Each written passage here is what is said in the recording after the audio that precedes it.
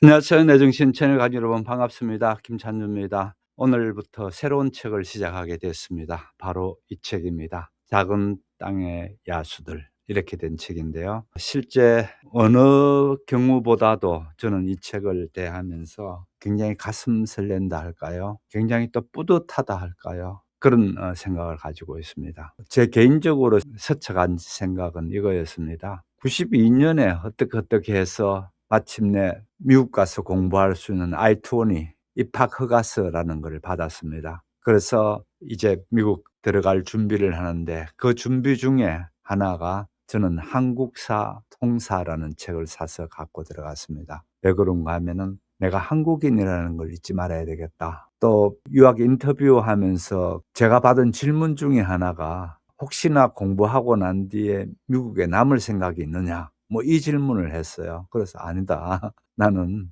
돌아오기 위해서 가는 사람이다." 이 얘기를 한 게 있습니다. 제가 "돌아오기 위해서 간다."라는 얘기는 결국은 한국인의 어떤 정신이든지 패기라든지 그런 거를 잃지 말아야 되겠다. 이런 생각이었습니다. 아무튼 저 같은 경우에 그렇같이 생각만 했다면 이 책을 쓴 저자는 실제 미국에 살면서 1.5 세대라고 하죠. 1.5 세대로 미국에 살면서 직접 그렇게 몸소 익혀 왔더라고요. 그렇게 익혀 오면서 마침내 자기 그동안에 한국인이라는 어떤 그거를 이 소설로서 다 풀어냈지 않는가 이런 생각을 하게 됐습니다. 아무튼 김주호 작가의 첫 번째의 장편 소설 데뷔작인데 한마디로 첫 반부터 대박을 쳤습니다. 그래서 뭐 무슨 상 받았고 무슨 상보다는 다 빼고 묘하게 이제 우리나라가 노벨상을 받는 날 같은 날에 발표된 겁니다. 그러다 보니까 언론에 많이 묻혀져 버렸죠. 언론에 많이 묻혀져 버리는 그런 부분이 저는 좀 개인적으로는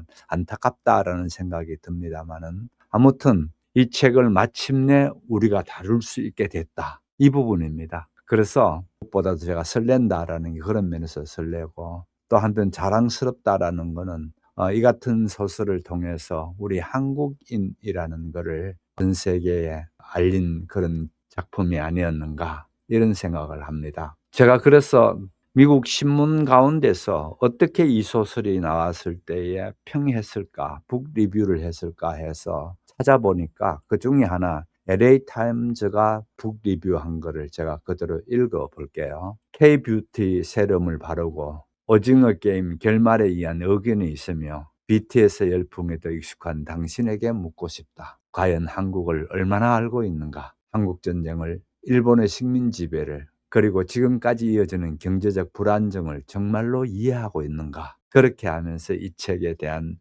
평을 싣기 시작합니다. 그 평 중에 중요한 단어가 이 단어입니다. 분열된 나라를 다룬 소설답게 이 작품은 대립상으로 가득하다. 패러독스라는 건데 영어 원문을 된 거를 챗GPT한테 번역해서 받은 거거든요. 패러독스는 온 패러독스가 있더라는 겁니다. 이 패러독스가 아주 가득하다는 겁니다. 등장 순서대로 나열하면 그러면서 어떤 패러독스가 있는가? 사냥꾼과 호랑이라는 그다음에 일본과 한국, 그다음에 부자와 빈자, 그다음에 부모와 자식, 남성과 여성, 자본주의와 공산주의, 어머니와 기생 등등 여러 가지를 쭉 나열되어져 있는 것을 보게 되는데 참 한국은 이 같은 역설을 본질로 삼고 있는 나라가 아닌가 이 얘기입니다. 저는 이 부분이 참 마음에 들었습니다. 역설로 본질을 삼고 있다. 저는 또 이 얘기를 이렇게 생각합니다.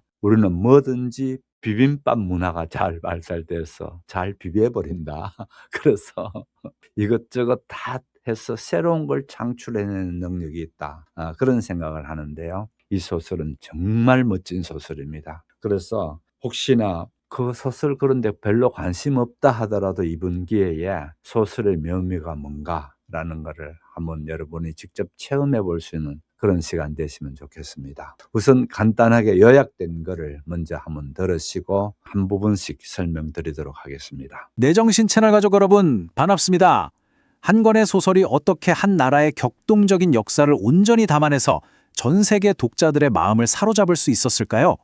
오늘 우리가 함께 깊이 파고들 작품, 바로 김주혜 작가의 작은 땅의 야수들이 그 질문에 대한 아주 훌륭한 답이 될 겁니다.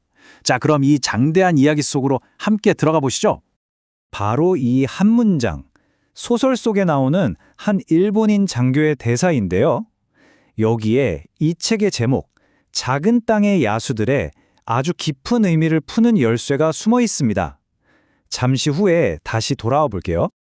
자, 그럼 먼저 이 책이 그냥 소설책 한 권이 아니라 어떻게 하나의 거대한 문학 현상이 될 수 있었는지 그 배경부터 한번 차근차근 살펴보겠습니다. 보세요. 이게 그냥 신인 작가의 데뷔작이라고 하기에는 스케일이 정말 다르죠. 러시아의 권위 있는 톨스토이 문학상부터 데이턴 문학평화상 최종 후보, 뉴욕타임스는 물론이고요. BBC 월드북클럽 선정까지 40개가 넘는 주요 언론에서 극찬을 쏟아냈습니다. 이건 뭐 그냥 하나의 문학적 사건이라고 봐야 합니다. 그리고 이 이야기의 힘은 지금도 계속 뻗어나가고 있습니다. 벌써 14개 북에서 출간이 됐고요. 여기서 끝이 아닙니다. 이미 글로벌 스트리밍 서비스를 통해 TV 시리즈 제작까지 확정됐다고 하니까 이 이야기의 힘이 어디까지 갈지 정말 기대가 되네요. 아니, 그럼 대체 어떤 작가가 이런 엄청난 이야기를 썼을까요? 이 대서사시를 탄생시킨 작가의 개인적인 이야기도 소설만큼이나 정말 흥미롭습니다. 김주혜 작가는 9살에 미국으로 이주한 한국계 미국인 소설가인데요. 중요한 건 바로 이 부분입니다. 외할아버지가 백범 김구 선생님과 함께 활동했던 독립운동가셨다는 거예요. 그러니까 한국의 아픈 역사가 그냥 책에서 배운 역사가 아니라 작가에게는 피를 나는 가족의 이야기, 바로 내 이야기였던 거죠. 이 깊은 연결고리가 이야기의 심장이자 출발점이 되었습니다. 정말 신기한 건 이 소설의 시작이 작가가 본 환영이었다는 점이에요. 눈 덮인 공원에서 사냥꾼이랑 호랑이를 봤는데 그 순간 이 이야기는 내 안에서 나온 게 아니라 몸 밖에서 나를 찾아왔구나 라고 느꼈다고 합니다. 그리고 그 장면을 단숨에 써내려간 게 바로 이 책의 프롤로그가 됐고 수년 동안 편집하면서도 거의 고치지 않았다고 해요. 정말 운명 같지 않나요? 자, 그럼 이제 본격적으로 이 소설의 거대한 이야기 속으로 한번 들어가 보겠습니다. 반세기에 걸친 시간 동안 인물들의 삶이 어떻게 얽히고 설키는지 이 소설을 처음 접하시는 분들을 위해 제가 차근차근 그 흐름을 따라가 볼게요. 이야기의 시작은 1917년 눈 덮인 산속에서요. 가난한 사냥꾼과 일본인 장교가 운명적으로 만나면서 모든 게 시작됩니다. 그리고 그 만남이 불씨가 돼서 1918년부터 1964년까지 거의 50년에 가까운 시간이죠. 이 시간 동안 주인공들이 식민지배, 전쟁, 혁명이라는 거대한 역사의 소용돌이를 온몸으로 겪어내요. 그리고 마지막은 1965년 제주도에서 그 평생에 걸친 인연들을 되돌아보면서 막을 내립니다. 정말 한순간의 만남이 세대를 관통하는 거죠. 이 소설을 관통하는 가장 중요한 키워드가 있다면 바로 인연입니다. 우리가 흔히 쓰는 그 말 맞아요. 시간을 뛰어넘어서 사람들 사이에 운명처럼 맺어지는 그 관계. 바로 이 인연이라는 보이지 않는 실이 주인공들이 아무리 멀리 떨어져 있어도 서로를 계속해서 끌어당기고 묶어두는 역할을 합니다. 이야기의 중심에는 이 세 사람이 있습니다. 먼저 오키. 기생학교에 팔려갔지만 결국 최고의 예인이자 배우로 성장하는 강인한 인물이죠. 그녀의 삶은 생존, 그리고 평생 그녀를 따라다니는 한 사랑으로 요약될 수 있어요. 그리고 정호. 고아의 거지 왕초였지만 불같은 열정으로 독립투사가 되는 인물입니다. 정호에게 오키는 평생을 바치는 헌신, 그야말로 북극성 같은 존재예요. 마지막으로 한철. 야망 넘치는 인력거꾼에서 시작해서 부와 성공을 거머쥐죠. 정호와는 다른 좀 더 현실적인 방식으로 사랑과 성공을 좇는 인물입니다. 이 세 사람의 운명이 한국의 가장 아픈 역사 속에서 서로 부딪히고 얽히고 정말 거대한 운명의 삼각관계를 만들어냅니다. 자, 이렇게 인물들 이야기를 듣고 나니까 다시 처음의 질문으로 돌아오게 되네요. 이 도발적인 제목, 작은 땅의 야수들. 도대체 이 야수들은 누구를 말하는 걸까요? 그 답이 아주 복합적이고 또 흥미롭습니다. 작가 본인도 인정했어요. 전 세계 독자들이 이 제목을 정말 다르게 받아들인다고요. 보통 서구 독자들은 이 야수를 들으면 전쟁이나 식민 통치 같은 극한 상황 속에서 인간성을 잃고 야만적으로 변해가는 인간의 모습을 떠올린다고 해요. 하지만 작가가 진짜 의도했던 의미는 완전히 다릅니다. 바로 식민 권력에 절대 길들여지기를 거부했던 마치 호랑이 같은 우리 민족의 그 꺾이지 않는 강인한 정신을 의미하는 거였죠. 정말 멋진 해석 아닌가요? 그런데 이 책 원래 영어로 쓰여졌다는 거 알고 계셨나요? 근데 이 영어 소설이 한국어로 다시 태어나는 과정이 이것만으로도 한편의 드라마입니다. 재미있는 에피소드가 하나 있어요. 책이 처음 나왔을 때 한 온라인 서점에서 실수로 이 책을 미국 소설이 아니라 한국 소설 코너에 넣어버린 거예요. 편집자가 그걸 보고 정정 요청을 했는데 나중에 생각해보니까 그럴만도 하겠다 싶었대요. 왜냐? 번역 과정이 워낙 치열해서 읽어보면 정말 한국 소설 그 자체처럼 느껴지거든요. 그 치열함의 증거가 바로 이 숫자입니다. 180통 이상. 완벽한 한국어 번역을 위해서 작가랑 한국 번역가, 편집자가 주고받은 이메일이 무려 180통이 넘는데요. 번역 소설에서 이런 협업은 거의 찾아볼 수 없는 일이죠. 작가가 자기 모국어에 얼마나 깊은 애정을 가졌는지 보여주는 대목입니다. 그래서 탄생한 게 바로 이 한국어 패치입니다. 단순 번역이 아니라 한국 독자들을 위한 재창조라고 할 수 있죠. 작가, 편집자, 번역가가 정말 끊임없이 소통했고요. 제이드나 로터스 같은 영어 이름도 오키, 연화처럼 우리 정서에 맞는 이름으로 다 바꿨습니다. 심지어 화자가 누구냐에 따라 나라 이름을 조선으로 쓸지 한국으로 쓸지까지 고민했다고 해요. 영어 표현인 플라피 포테이토를 복슬복슬한 감자처럼 맛깔나는 우리말로 살려낸 것 좀 보세요. 정말 대단하죠? 자, 이렇게 반세기에 걸친 사랑과 전쟁, 그리고 생존의 대장정이 끝나고 나면 우리 마음속엔 어떤 질문이 남게 될까요? 이 소설이 우리에게 던지는 궁극적인 메시지는 뭘까요? 소설 마지막에 이런 구절이 나옵니다. 삶은 견딜 만한 것이다. 시간이 모든 것을 잊게 해주기 때문에. 그래도 삶은 살아볼 만한 것이다. 사랑이 모든 것을 기억하게 해주기 때문에. 이게 바로 이 이야기의 핵심을 꿰뚫는 문장이라고 생각해요. 아무리 큰 고통이 닥쳐와도 결국 우리가 맺었던 인연, 그리고 우리가 기억하는 사랑이 우리 삶에 의미를 준다는 거죠. 결국 이 소설은 우리 한 사람 한 사람에게 묻고 있는 것 같아요.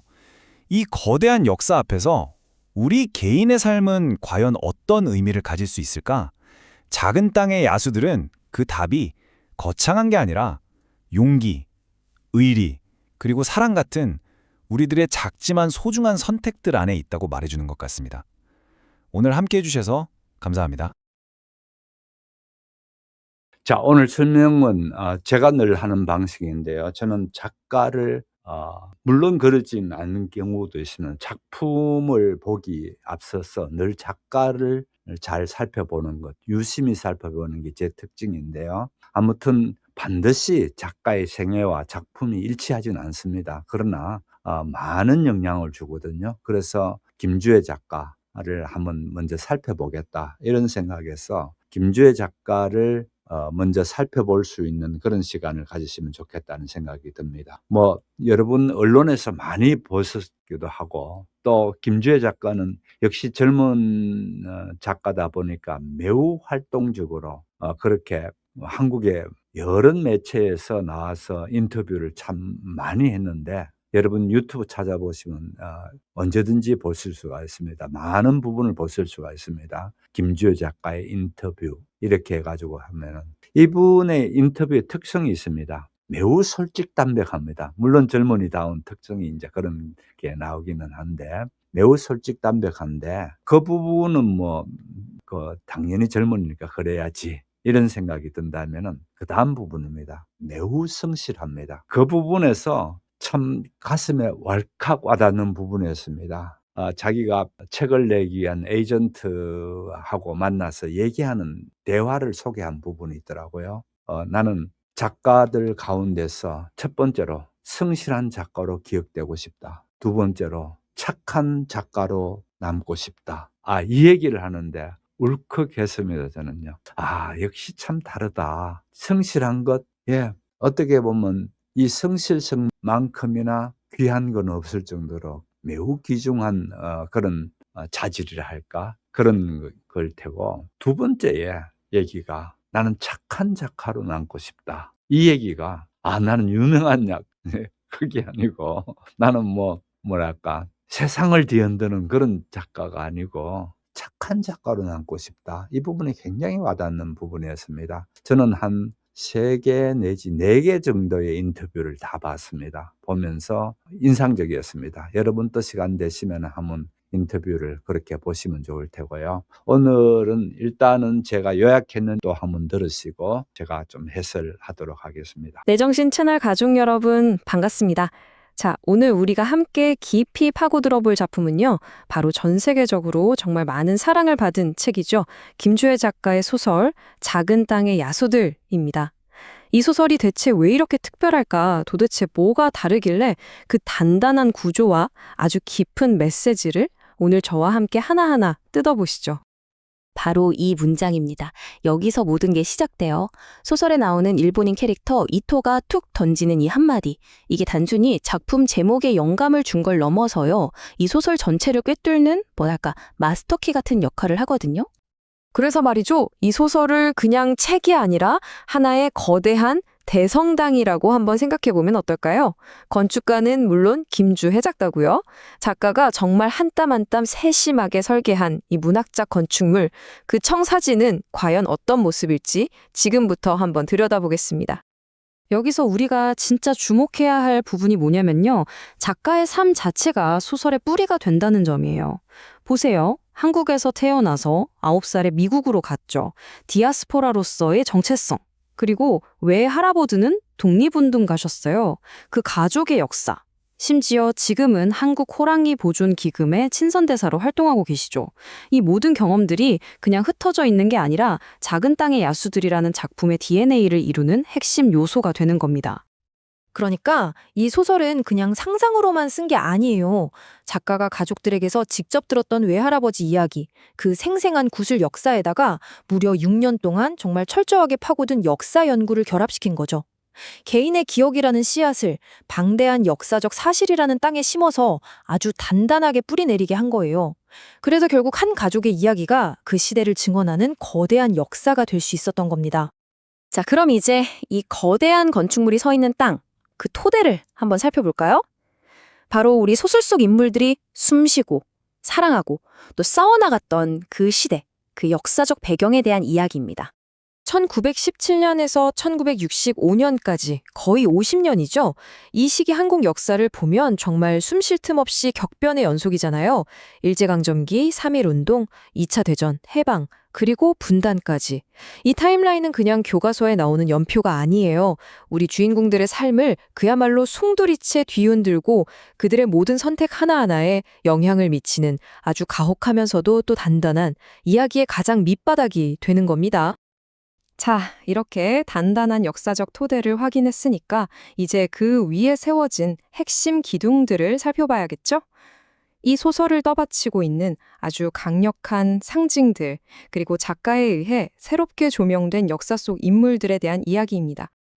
이 야수들이라는 제목, 이게 정말 기가 막힙니다. 아주 치밀하게 계산된 이중적인 의미가 숨어 있거든요. 서양 사람들이 이 제목을 들으면 아마 전쟁 속에서 인간성을 잃어버린 그런 야만적인 모습을 떠올릴 거예요. 그쵸? 하지만 우리 한국인에게 야수, 특히 호랑이 같은 기상이라고 하면 느낌이 완전히 다르죠. 이건 굴복하지 않고 끝까지 저항했던 우리 조상들의 그 꺾이지 않는 정신을 의미하잖아요. 이렇게 문화적인 배경에 따라서 의미가 휙 바뀌는 것, 이게 바로 작가가 얼마나 똑똑한지를 보여주는 지점이라고 할 수 있겠습니다. 소설에는 특히 중요한 상징물이 2개 나옵니다. 은재 담뱃갑하고 호랑이. 이 둘이 이야기가 진행되면서 의미가 계속 바뀌고 깊어져요. 예를 들어서 은재 담뱃갑은 처음에는 그냥 생명의 빚을 갚는 선불이었거든요. 근데 이게 나중에는 일본이라는 외세와 뗄래야 뗄 수 없이 얽혀버린 우리 운명의 족쇄처럼 느껴지게 되죠. 호랑이도 마찬가지예요. 처음엔 한국인의 맹렬한 기상을 상징했다가 나중에는 점점 사라져가는 우리 민족의 정체성 그 자체에 대한 슬픔, 애도의 상징으로까지 의미가 확장됩니다. 이 상징들이 변해가는 과정을 쫓아가는 게 바로 이 소설을 읽는 큰 재미 중 하나입니다. 그리고 또 하나, 이 소설이 아주 중요하게 다루는 게 바로 기생의 역사입니다. 사실 식민시대를 거치면서 기생이라고 하면 뭔가 왜곡된 이미지로 많이 알려졌잖아요. 작가는 바로 그 시선에 정면으로 맞서는 거예요. 이 소설 속 기생들은요, 단순히 술 따르고 춤추는 사람들이 아닙니다. 아주 높은 수준의 지성과 예술적 감각을 갖춘 예술가, 그리고 혼란한 시기 속에서 우리 문화를 꿋꿋이 지켜낸 수호자로 다시 그려지고 있어요. 그럼 당시 기생들이 대체 어떤 훈련을 받았을까요? 이게 정말 대단합니다. 고전 실학 문학은 지본이고요. 서예, 그림, 춤, 음악, 거의 모든 예술 분야를 섭렵했어요. 그러니까 당대의 네로라 하는 지식인들하고 대등하게 토론하고 교류할 수 있는 말 그대로 인텔리였던 거죠. 그리고 더 나아가서 그 예술이라는 보호막 뒤에서 독립운동가들의 비밀 정보를 전달하는 통로 역할까지 하기도 했습니다. 정말 놀랍지 않나요? 자, 이제 이 소설의 뼈대, 그 거대한 설계도를 한번 제대로 뜯어볼 시간입니다. 김주혜 작가가 이토록 장대한 이야기를 어떤 식으로 쌓아 올렸는지 그 구조적인 비밀을 한번 파헤쳐 보죠. 정말 깜짝 놀라실 겁니다. 바로 브루크너적 구조라는 건데요. 이게 뭐냐면 클래식 작곡가 중에 안톤 브루크너라는 사람이 있어요. 이 사람의 교향곡 8번이 마치 거대한 대성당 같다고 평가받거든요. 작가가 바로 이 교향곡의 구조를 소설에 그대로 가져온 겁니다. 칠흑 같은 어둠 속에서 시작해서 온갖 갈등을 거쳐서 마침내 장엄하고도 영적인 어떤 깨달음, 해소로 나아가는 그런 구조를 말이죠. 소설의 교향곡이라니 정말 대단한 발상이죠. 자, 그럼 교향곡 같은 소설이라는 게 구체적으로 뭘까? 좀 더 쉽게 풀어볼게요. 첫 번째, 음악에서 주제 멜로디가 계속 변주되면서 반복되잖아요. 그것처럼 소설에서도 호랑이나 담뱃갑 같은 핵심 상징들이 계속해서 다른 모습으로 등장하면서 의미를 쌓아갑니다. 두 번째, 소설 전체가 4부로 나뉘어 있는데 이게 마치 교향곡의 1, 2, 3, 4악장처럼 점점 긴장감을 고조시키면서 클라이맥스를 향해 달려가요. 그리고 마지막, 이게 정말 결정적인데요. 쭉 3인칭 시점으로 진행되던 이야기가 갑자기 주인공들의 1인칭 목소리로 확 바뀝니다. 이건 마치 거대한 오케스트라 연주가 잠시 멈추고 바이올린이나 첼로 솔로 연주가 시작되는 것 같은 효과를 줘요. 독자들이 주인공의 내면으로 아주 깊숙이 들어갈 수 있게 만드는 거죠. 자, 이제 구조를 넘어서서 이 소설의 가장 깊은 곳, 그 철학적인 심장부로 들어가 보겠습니다. 이 거친 역사의 소용돌이 속에서 결국 무엇이 남고 무엇이 살아남는가? 작가가 우리에게 던지는 궁극적인 질문은 무엇일까요? 이 소설을 관통하는 가장 큰 갈등은요, 바로 꿈꾸는 자와 꿈꾸지 않는 자 사이의 팽팽한 긴장감입니다. 꿈꾸는 자들, 예를 들면 정오 같은 인물들은요, 세상을 프리즘처럼 봐요. 지금은 보이지 않는 더 나은 미래, 그 무지갯빛 가능성을 믿고 그걸 위해 목숨까지 바칠 수 있는 사람들이죠. 반면에 꿈꾸지 않는 자들, 성수 같은 인물들은 세상을 그냥 한 장의 흑백 사진처럼 봅니다. 있는 그대로의 현실, 당장의 생존, 개인의 이익, 이게 전부인 사람들이에요. 그래서 그들의 운명은 어떻게 될까요? 이게 바로 이 소설이 보여주는 비극적인 현실, 그 아이러니입니다. 보세요. 이상을 쫓던 혁명가 정오는 결국 처형당하고 이루지 못한 꿈의 순교자로 남습니다. 반면에 현실에 타협하고 기회를 쫓던 성수는 해방 후에 오히려 더 잘 나가죠. 살아남아서 번영하는 엘리트가 됩니다. 작가는 여기서 착한 사람은 복받고 나쁜 사람은 벌받는다 같은 쉬운 교훈을 주지 않아요. 그 대신 역사라는 게 얼마나 냉혹한 건지 그 현실을 있는 그대로 우리 눈앞에 펼쳐 보이는 겁니다. 하지만 그렇다고 해서 이 소설이 절망만을 이야기하는 건 아닙니다. 소설 속에서 계속해서 반복되는 이 문장이 있죠. 사랑이 기억하기에 삶은 살아갈 가치가 있다.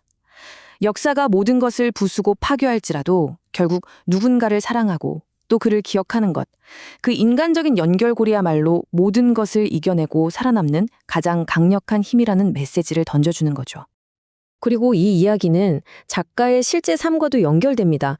김주혜 작가가요, 아주 권위 있는 러시아 문학상인 야스나야 폴리아나 문학상을 받았는데 그 상금 전액을 시베리아 호랑이랑 아무르 표범을 지키는 데 기부했어요. 100% 전부요. 이게 그냥 좋은 일 한 번 했다 수준의 이야기가 아닙니다. 잘 들어보세요. 바로 이 부분. 여기가 이 모든 이야기를 하나로 묶는 핵심이에요. 작가에게는요, 멸종 위기에 처한 야생동물을 지키는 일이나 잊혀가는 역사를 기록하고 문화를 지키는 일이나 사실은 똑같은 일인 겁니다. 둘 다 보존이라는 하나의 목표를 향하고 있는 거죠. 동전의 양면처럼요. 그래서 이 소설을 쓰는 행위 자체가 사라져가는 것들을 지키려는 작가의 위대한 투쟁이라고 볼 수 있는 겁니다. 그래서 마지막으로 이 질문을 우리 내정신 채널 가족 여러분께 던지면서 오늘 이야기를 마무리할까 합니다. 사랑이 기억되는 것이라면, 그렇다면 역사가 기억해주지 않고 잊어버린 그 수많은 꿈들은 우리는 과연 어떻게 기려야 할까요? 이 묵직한 질문에 대해 한 번쯤 깊이 생각해 보시는 시간이 되셨으면 좋겠습니다.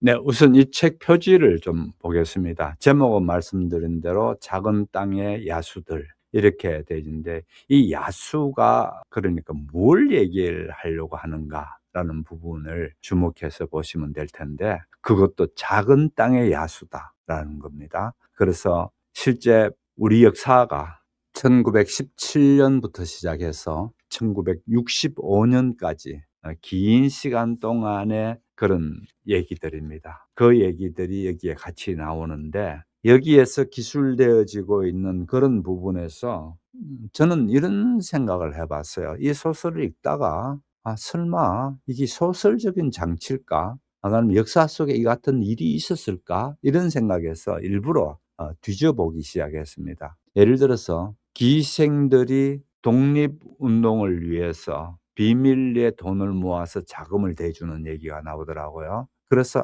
이게 소설적인 거로 만들어진 얘기일지 몰라 싶어서 찾아보니까 실제 그 역사가 있더구만요. 그거 보고 제가 굉장히 놀랐습니다. 야, 우리 사실 기생이라고 했을 때에 참 보잘것없는 사람들이지 않습니까? 더군다나 나라 뺏긴 그 기생입니다. 조선 땅에서의 기생.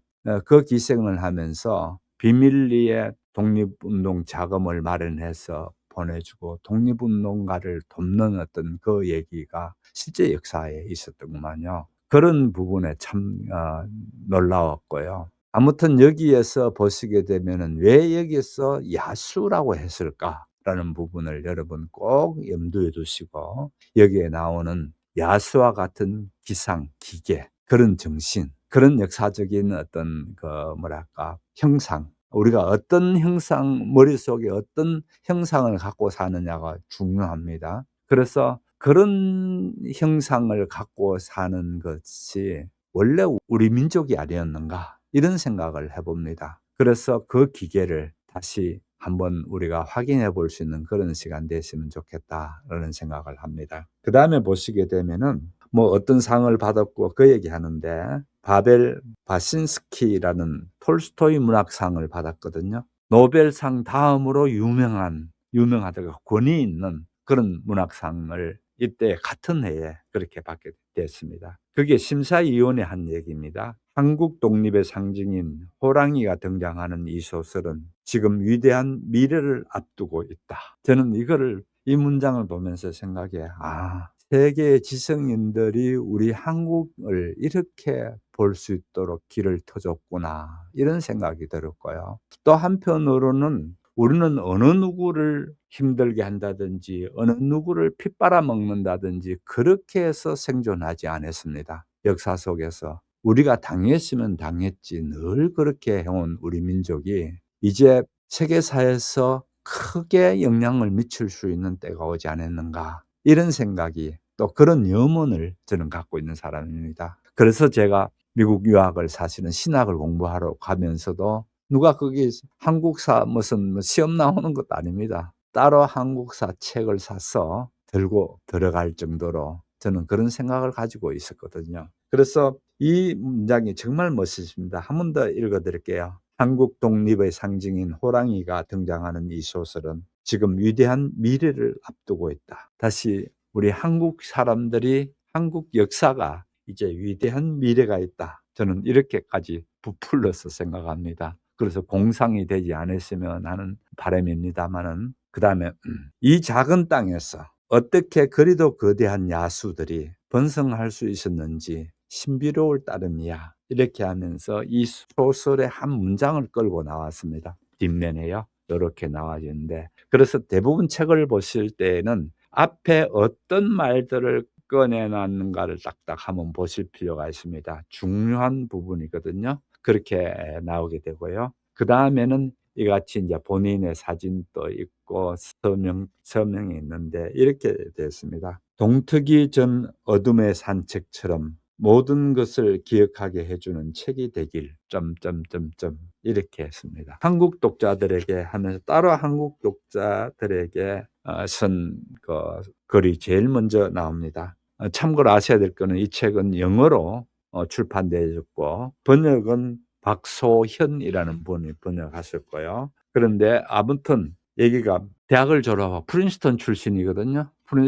프린스턴에서 미술사학을 공부했습니다. 우리나라의 미술, 유홍준의 우리 미술에 대한 해설을 하는 걸 들으면서 나도 미술사학을 공부해야 되겠다. 그렇게 해서 프린스턴에서 미술사학을 했습니다. 그런데 당연히 이제 대학을 졸업하고 난 뒤에 삶이 만만치 않겠죠. 어떻게 단편을 몇 편 냈는데 출판사의 조디라는 친구가 이 얘기를 했답니다.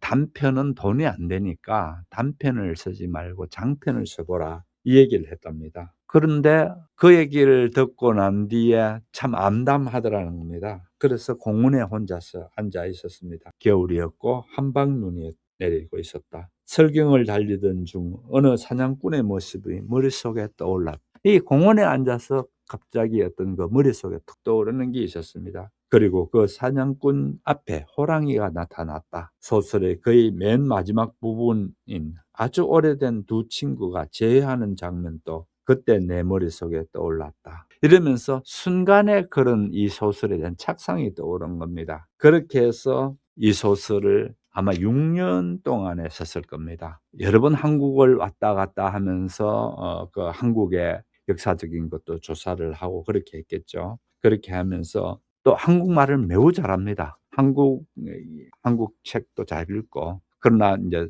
소설을 쓸 때는 영어를 이용해서 쓴 건데요. 아무튼 그다음 또 보세요. 한반도가 작은 땅이라는 것은 한국인의 의식 속에 오래전부터 자리하고 있었다. 어렸을 때 지구본으로 본 한국은 너무나도 작았다. 그런데 놀랍게도 한국인은 작은 영토에 걸맞게 고만고만하게 사는 것에 족하지 않고 자유를 소중히 여기고 독립을 자랑스럽게 생각하며 지금 또 적은 인구와 적은 영토 이상으로 세계에 기여하고 있다. 이 말도 했습니다. 참 본인도 한국인이라는 걸 매우 자랑스러워하고 또 그다음에 얘기가 이 책을 내고 난 뒤에 제일 관심 있었던 게 미국에서 자기가 얼마나 이 소설이 먹히는가 보다는 한국에서 이 소설이 어떻게 될까라는 부분에 굉장히 그렇게 신경을 쓰곤 했다고 합니다. 그럴 정도로 한국에 대해서 관심이 많았습니다. 그러니까 2세도 아니고 1.5세인 젊은 김주혜 작가가 쓴 소설 작품, 그의 정신세계와 그가 꿈꾸었던 그런 우리 민족에 대한 생각들을 이 소설에 너무너무 잘 나타나 있습니다. 그래서 아까 설렌다라는 말과 또 한편으로는 뿌듯하다라는 얘기를 했던 게 바로 그런 측면에서 그렇고요. 그래서 그런 거에서 여러분이 저는 꼭 부탁하고 싶은 게 있습니다. 소설 꼭 읽어야 돼. 그럼 소설은 읽지 마시고요. 요 책 한 권은 꼭 읽으십시오. 소설을 모르고 사는 사람도 참 많거든요. 그러나 이 책은 저는 꼭 읽었어야 되지 않을까 이런 생각합니다. 물론 언제 기회 되면은 한강 작가의 작품도 제가 다루도록 하겠습니다만은 우선 제가 이 작품을 제일 먼저 하게 되는 것은 그만큼 제 나름대로 개인적으로 선호도가 여기에 있기 때문에 그렇게 되었습니다. 자, 이제 김주혜 작가에 대해서 얘기해 보도록 하겠습니다. 1987년에 인천에서 태어납니다. 그렇게 해서 9살 때에 미국으로 부모님 따라서 이민을 가는데 미국 오리건주로 갑니다. 대부분 한국인들이 많이 가는 게 LA, 뉴욕 또는 시카고 이 3대 도시를 주로 갑니다만 여기는 어떤 이유로 오레곤주로 가게 됐는지 그 얘기는 제가 못 들었습니다. 아무튼 오레곤주로 가서 거기에서 어린 시절을 보내게 되는데 아시다시피 캘리포니아주하고 네바다주가 남쪽으로 있고 그 다음에 북쪽으로는 워싱턴주가 있는 그런 쪽이 오레곤주인데요. 로키 산맥이 그 줄을 이렇게 지나가고 있죠. 저는 그 오레곤주를 가보면서 특히 자연이 너무너무 아름답다, 광활하고 아름답다라는 생각이 들었는데요. 거기에 있는 아름다움이라는 거는 정말 손대지 않는 아름다움, 그런 것들이 잘 돼 있더라고요. 물론 폭포수라든지 이런 것들을 관광지로 이렇게 개발해 놓은 어떤 그런 부분이 있지만은, 저는 그런 관광지로 개발해 놓은 것보다는 그대로에 있는 모습들이 너무너무 좋았습니다. 혹시 여러분이 미국을 한번 여행하신다면은 가볼 만한 지역이 여러 있겠지만은 꼭 빠뜨리지 마시고 가셔야 될 게 여기가 아닌가, 이런 생각이 듭니다. 이 오레곤주에 살면서 아주 미국의 자연의 그거를 충분히 잘 받았지 않을까. 왠가하면은 뛰어난 그걸 관찰력이라든지 그런 거를 가지고 있더라고요. 그래서 그런 것들이 크게 영향을 받았고, 이제 어릴 시절의 영향이라면은 무엇보다도 어머니가 할아버지 얘기를 해주는 것, 그 얘기에 크게 영향을 받습니다. 집에서는 항상 한국말을 쓰는 원칙을 정했답니다. 그래서 아이들이 한국말을 잊지 않고 쭉 할 수 있도록 한국말을 하게 되는데, 그중에 한국말만 하는 게 아니고 그같이 역사적 어식을 할아버지를 그렇게 했는데, 할아버지가 김구 선생님의 일을 도와서 실제 비서 같이 그렇게 일한 얘기들을 많이 해줬다고 합니다. 그래서 할아버지 얘기를 통해서 우리의 민족 의식이라 할까요? 그런 독립운동가의 그 후손으로서의 어떤 기계, 이런 것들을 잘 가졌지 않는가라는 생각이 들고요. 그 다음에 무엇보다도 현실적으로 오레곤주는 한국 사람들이 그렇게 많이 살지 않거든요. 포트랜드라는 큰 도시이긴 한데, 그러나 한국 사람들이 많지 않습니다. 그러다 보면은 항상 경계선상에 사는 사람으로서의 그 문화를 관찰하고 또 한국을 생각하고 이렇게 했는 게 거기에 큰 영향을 줬지 않을까, 저는 그런 생각을 합니다. 그래서 이 김주혜 작가의 문학 세계는 경계선상에 선 것, 그러니까 한쪽에 이쪽에 속하고 저쪽에 속한다든지 그게 아니고, 이 경계, 이쪽도 저쪽도 아닌 경계선상에 선 한국의 토양과 그 다음에 미국의 문화적 배경, 그 다음에 특히 어릴 때부터 읽기 시작한 책들 가운데에 톨스토이를 너무 많이 읽었더구만요. 아주 많이 읽고 그러니까 상당히 톨스토이적인 어떤 그런 게 여기에 많이 녹아져 있습니다. 자기가 매우 존경하는 작가가 톨스토이였기 때문에 그렇겠죠. 그 다음에 실제 톨스토이 상을 받으러 그 모스크바를 가게 될 때에도 자기가 일부러 들어가기 위해서 이제 러시아에 가서 작가들하고 그렇게 얘기를 나눠야 될 텐데, 내가 톨스토이만 알아서는 안 되겠다. 그래서 일부러 그때 한 800페이지쯤 되는 도스토옙스키의 카마라조프가의 형제들을 다 읽고 갔답니다. 그렇게 갔더니 아니나 다를까 얘기 중에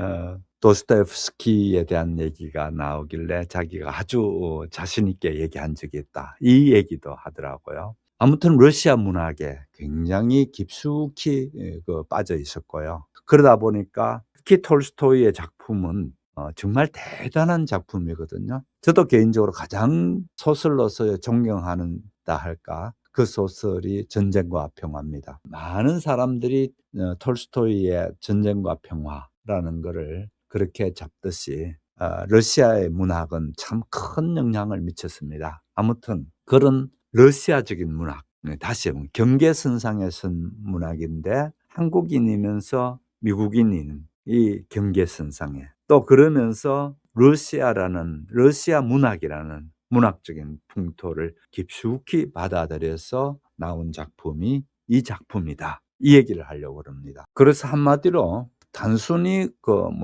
디아스포라 작가로서의 김주혜가 아니고 러시아 문학의 영향을 받은 한국 문학 작가로서의 정체성화를 시켰다라는 얘기를 합니다. 말이 좀 어렵긴 한데, 한마디로 한국의 뼈와 한국의 피라는 것에 대해서는 한치도 흔들림 없이 딱 서서 그렇게 작품을 내놓은 작품이, 특히 한국인들의 강인함과 독립의지, 그것을 상징적인 모습으로 호랑이로 나타났고요. 호랑이에다가 투영시킨 거죠. 투영시켰고 이런 것들이 특히 서구 사람들은 우리 한국 역사를 잘 모를 테고, 그러나 이제 이런 거에서 아주 낯설었던 한국 역사 속에서의 가장 인간적이면서도 또 장엄하게 펼쳐되는 그런 부분에 그 사람들도 많이 공감하지 않았는가, 이런 생각을 듭니다. 그래서 아까 경계선이라고 했는데 실제 이중 언어를 잘 구사합니다. 한국어를 잘 구사하고 당연히 또 영어를 그렇게 잘 구사하고, 그런데 이같이 이중 언어를 하는 게 자신에게는 언어에 대한 뉘앙스나 언어에 대한 어떤 그 예민한 감각을 잘 키울 수 있는 도구가 됐다, 그렇게 얘기를 하는 걸 들었습니다. 그런데 이제 계속해서 보시게 되면은 김주에는 소설이 지닌 시각적이고 회화적인 기능들, 거기에다가 이야기를 입히는 것, 그런 것을 이 미술사학을 공부하면서 잘 훈련받았다 할까요? 그렇게 한 부분이었고, 또 좋은 점은 어린 시절부터 클래식 음악을 많이 들었고요. 무엇보다도 발레에 심취했었고, 발레는 자신이 9살 때부터 발레를 했는데 스스로가 나는 전문 무용수가 이걸로 발레로 밥 먹고 살기는 어렵겠다 생각해서 그만두고 그렇게 공부를 했다고 합니다만은, 아무튼 이런 것들이 실제 이 소설에서 나타나는 것뿐만 아니고 밤새들의 도시라는 작품이 있는데요. 그 작품에서도 마찬가지로 이 예술가적인 고민, 예술가적 고뇌를 밑거름으로 한 작품이 이제 그 작품이 됩니다. 아무튼 그 뉴욕에서의 이제 졸업 이후에 사실은 그 경제적 빈곤으로 상당히 어려움을 겪기도 하고, 그렇게 하면서도 그 빈곤 속에서 눈 덮인 산속의 굶주린 사냥꾼과 그 앞에 나타난 호랑이라는 작은 땅의 야수들, 오늘 이제 그 얘기가 나옵니다. 프롤로그에서 나오는데요. 이곳에서 작가는 자기의 정체성과 한국 역사를 이제 정면으로 마주 대하기 시작합니다. 그러면서 가족사로서 말씀드렸다시피 외할아버지인데요. 외할아버지의 그 독립운동 하신 그 할아버지 성함이 김태희 선생인데요. 일제강점기 때에 김구 선생님 곁에서 독립운동에 투신했던 그런 할아버지의 얘기입니다. 그런 할아버지의 얘기를 이 작품 속에 정호라는 아이를 옮겨와서 그 아이가 어떻게 식민지 시대의 하층 노동자로서의 겪었던 어떤 신체적 고난과 또 강인한 생존 본능, 그런 것들을 그대로 투영됐다고 합니다. 왜냐하면은 김태희 선생님은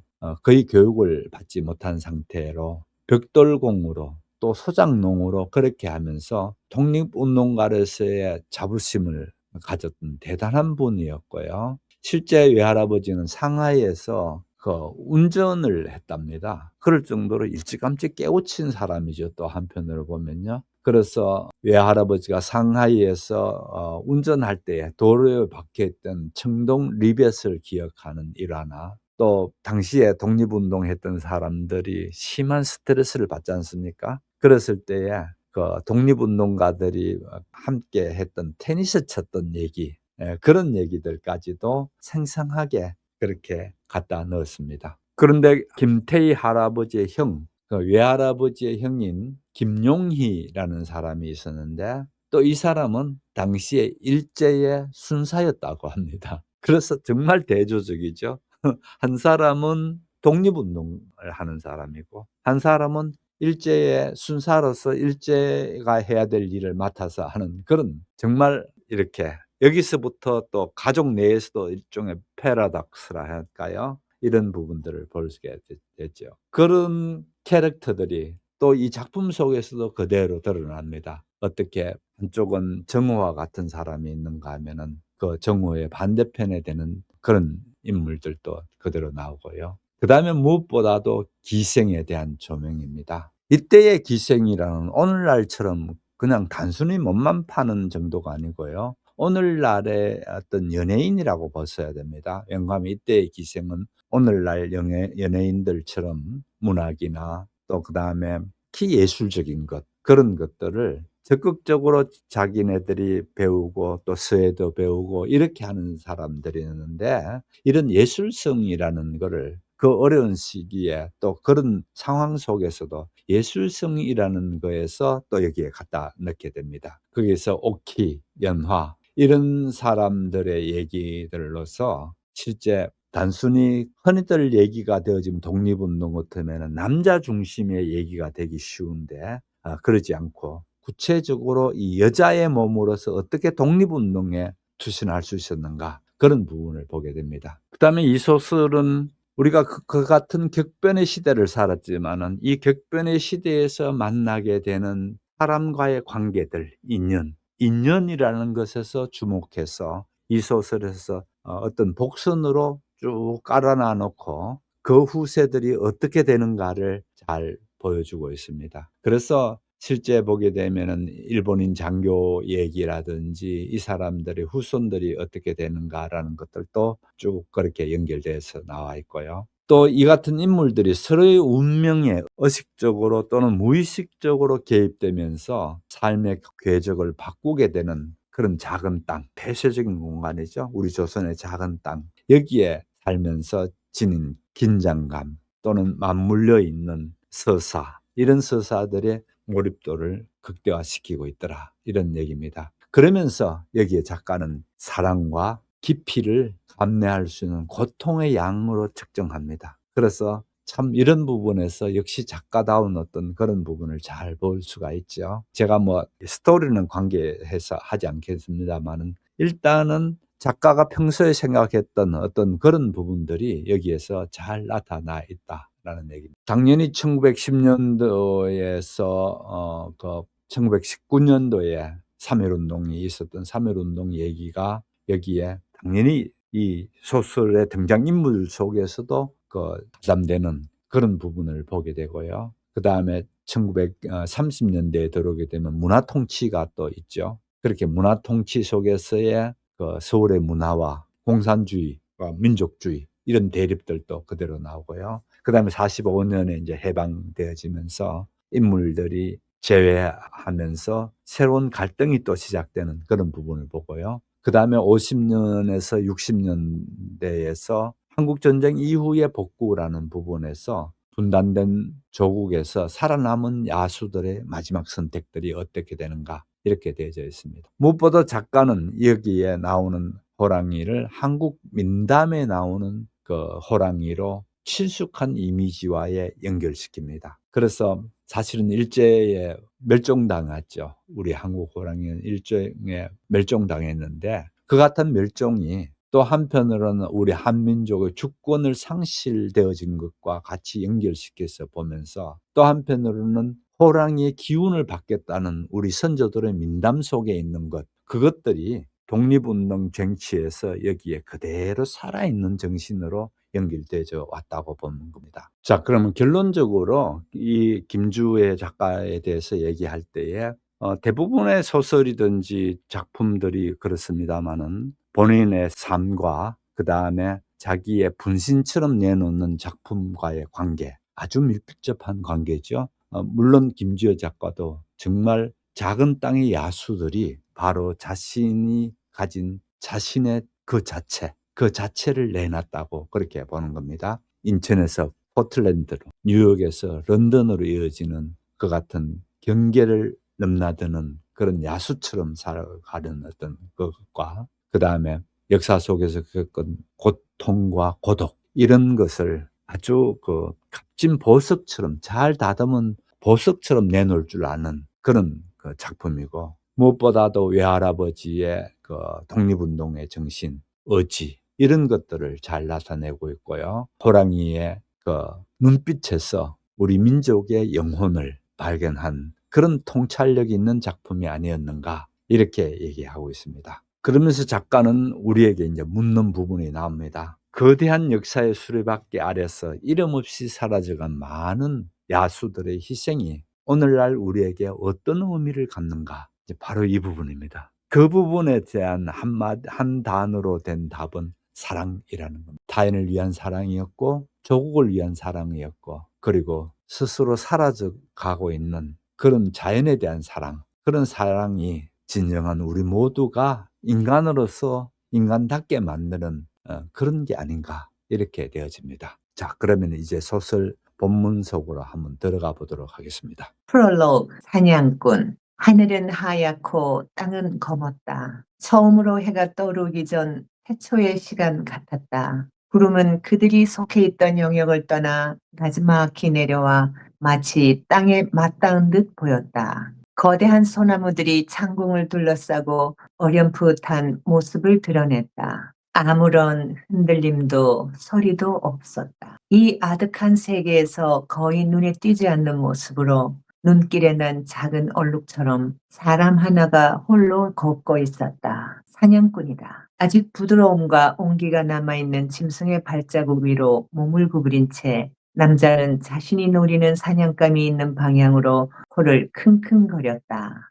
눈에 날카로운 냄새가 폐를 가득 채웠고 그는 미소를 지었다. 이제 곧 약간의 눈이 내려 쌓이면 그 짐승을 더욱 쉽게 추적할 수 있을 것이다. 발자국 크기로 미루어 몸집이 제법 큰 표범 같았다. 남자는 나무들 사이의 그림자처럼 조용히 몸을 일으켰다. 동물들은 여기 그들의 영토에서 소리 없이 움직였지만 산은 그의 것이기도 했다. 혹은 바꾸어 말해서 동물들과 마찬가지로 그 또한 산에 속해 있었다. 험준하게 펼쳐진 산들이 특별히 관대하다거나 위안을 주어서가 아니라 이 깊은 숲의 어느 곳이든 사람에게나 짐승에게나 똑같이 안전하지 않았기 때문이다. 그러나 그는 산을 타고 있을 때 어떻게 행동해야 하는지 알았다. 어떻게 숨을 쉬고 걷고 생각하고 죽여야 하는지. 마치 표범이 표범으로 사는 법을 알고 있는 것처럼.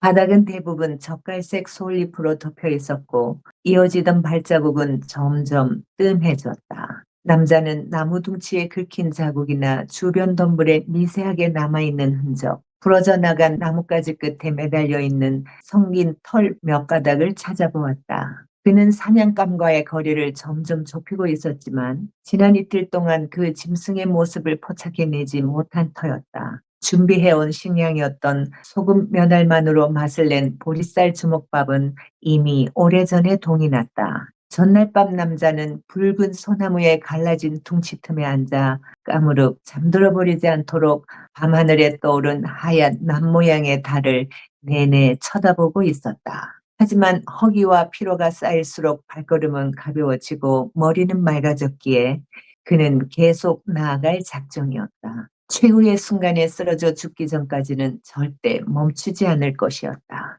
여기까지 오는 동안 사륙의 흔적은 전혀 없었다. 토끼나 사슴, 그리고 다른 작은 동물들은 겨우내 씨가 마르기 마련이기에 인간과 마찬가지로 표범도 먹잇감을 찾느라 고달픈 시간을 견뎌야 했다. 어느 시점이 오면 놈은 결국 멈출 수밖에 없을 테고 바로 그때 남자는 그 짐승을 죽일 것이다. 음식과 휴식이 필요한 건 둘 다 마찬가지지만 남자는 할 수 있는 한 자신이 쫓는 사냥감보다 더 오래 버텨내기로 단단히 결심했다. 남자는 험한 산둥성이에 뿌리를 내린 어린 소나무들로 에워싸인 작은 빈터에 다다랐다. 삐죽 솟아오른 바위로 올라가 스산한 잿빛과 회녹색으로 펼쳐진 겨울 벌판을 품은 채 주변을 둘러싸고 있는 산들을 바라보았다. 바람에 떠밀려 온 얇은 구름층이 산꼭대기의 목 주변에 걸려 갈기갈기 찢긴 비단처럼 너울거렸다. 남자가 발을 디디고 선 아래쪽으로는 거친 흰색의 시면이 까마득하게 펼쳐져 있었다. 그는 이 장소로 이끌려 오게 되어 기뻤다. 표범은 험준한 절벽을 좋아하는 습성이 있고 따라서 이곳에 그 짐승의 은신처가 있을 가능성이 매우 컸다.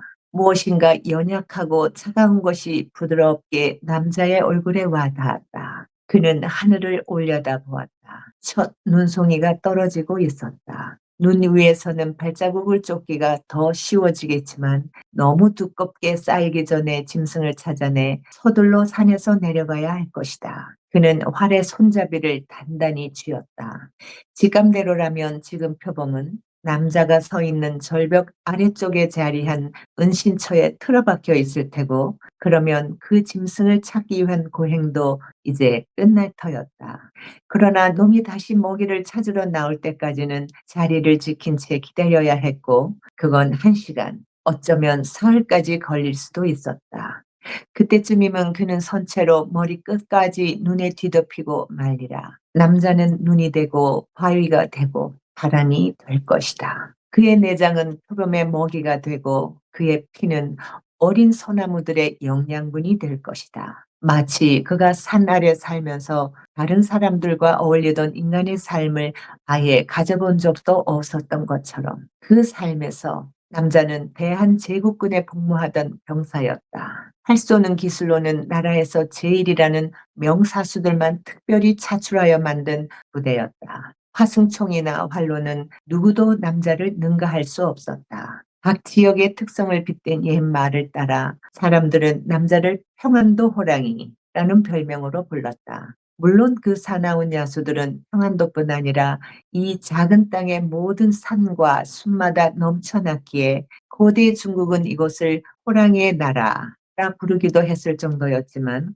확실히 그 별명은 남쪽에서 왔다는 농부들보다 그 남자에게 훨씬 잘 어울렸다. 험준하고 경작하기 힘든 땅을 개척해낸 북부인들은 사냥꾼의 피를 타고난 자들이었다. 그의 아버지도 평양군수 밑에 소속된 병사였다. 훈련을 건너뛸 때마다 아버지는 깊은 산속으로 들어가곤 했다. 보통은 사슴, 산토끼, 여우, 꿩 같은 고만고만한 사냥감을 가지고 돌아왔지만 가끔은 멧돼지, 반달곰, 표범, 그리고 이리를 잡아오기도 했다. 남자가 소년이었을 때 아버지 혼자서 호랑이 한 마리를 죽인 적이 있었다. 그 짐승을 산 아래로 끌어오기 위해 마을에서 가장 힘이 세다는 장정이 6이나 아버지를 도우러 가야 했다. 마침내 죽은 호랑이를 끌고 내려왔을 때 나머지 마을 사람들은 그들을 둘러싸고 한마음으로 기뻐했고, 아이들은 군중의 맨 앞쪽에서 내달리며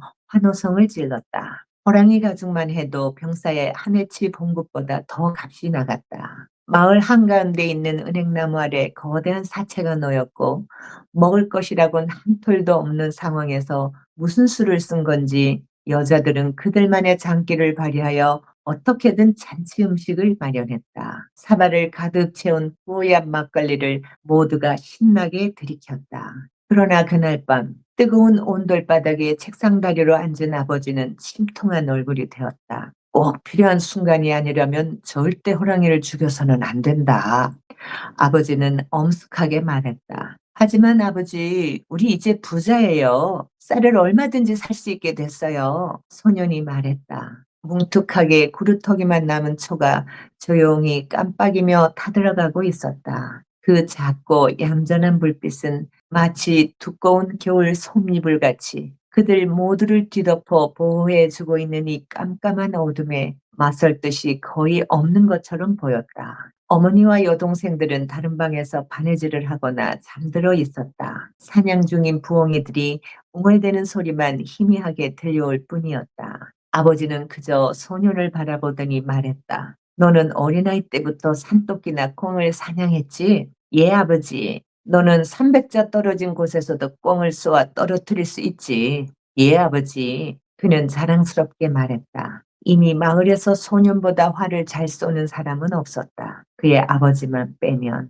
너는 360자 떨어진 곳에서도 목패한 나무를 맞히고 곧바로 다음 화살을 쏘아 그 화살을 쪼개버릴 수도 있지. 예, 아버지. 그래서 너는 네가 호랑이를 죽일 수 있다고 생각하느냐? 아버지가 물었다. 소녀는 그렇다고 대답하고 싶었고 실제로도 그럴 수 있을 것 같았다. 그러나 질문을 던지는 아버지의 목소리에서 거기에 맞는 유일한 대답은 침묵이라는 것을 이미 느낄 수 있었다. 네 활 좀 보자꾸나. 아버지가 말했다. 소녀는 자리에서 일어나 활을 가져와서 아버지와 자신 사이 바닥에 내려놓았다. 내가 아무리 뛰어난 명사수라도 이 활로는 호랑이를 죽일 수 없다. 아버지가 말했다. 멀리서 쏠 때는 힘이 부족하고 호랑이는 꿩 같은 날짐승이 아니다. 이 활이 가진 힘으로 호랑이에게 상처라도 내려면 60자 안에서 쏴야 할 거다. 치명상을 입히려면 45자 안까지는 들어가야 한다.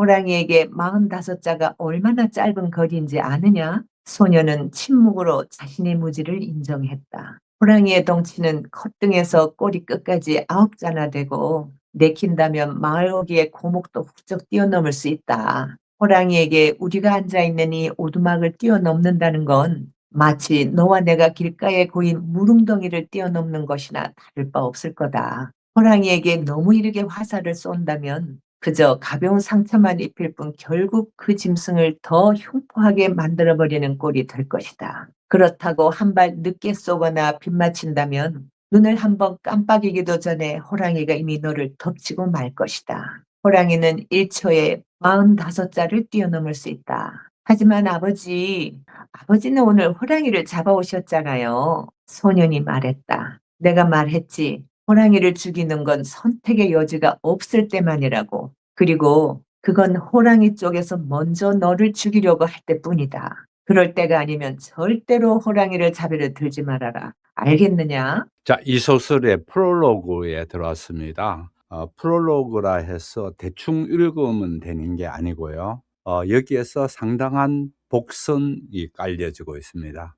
그래서 이 첫 부분, 이 부분을 잘 읽었어야 전체적으로 소설을 이해하는데 무리가 없도록 그렇게 되어져 있습니다. 그래서 일단은 첫 얘기가 사냥꾼 이렇게 제목이 나왔고요. 그 다음 1917년 이렇게 되어져 있습니다. 그 다음 첫 문단을 한번 보겠습니다. 하늘은 하얗고 땅은 검었다. 처음으로 해가 떠오르기 전 태초의 시간 같았다. 구름은 그들이 속해 있던 영역을 떠나 나지막히 내려와 마치 땅에 맞닿은 듯 보였다. 거대한 소나무들이 창공을 둘러싸고 어렴풋한 모습을 드러냈다. 아무런 흔들림도 소리도 없었다. 태고 쪽의 역사를 얘기하는 것 같습니다. 태고 쪽에 있는 무언가가 이렇게 내재해 있으면서 자연의 그 웅장함이 그대로 묘사되고 있는 것. 하늘은 하얗고 땅은 검었다. 뭐 별것 아닌 것 같은데 실제 첫 문장이 상당한 뭐를 깔고 갑니다. 다시 말씀드리면 우리 한민족의 도도한 역사가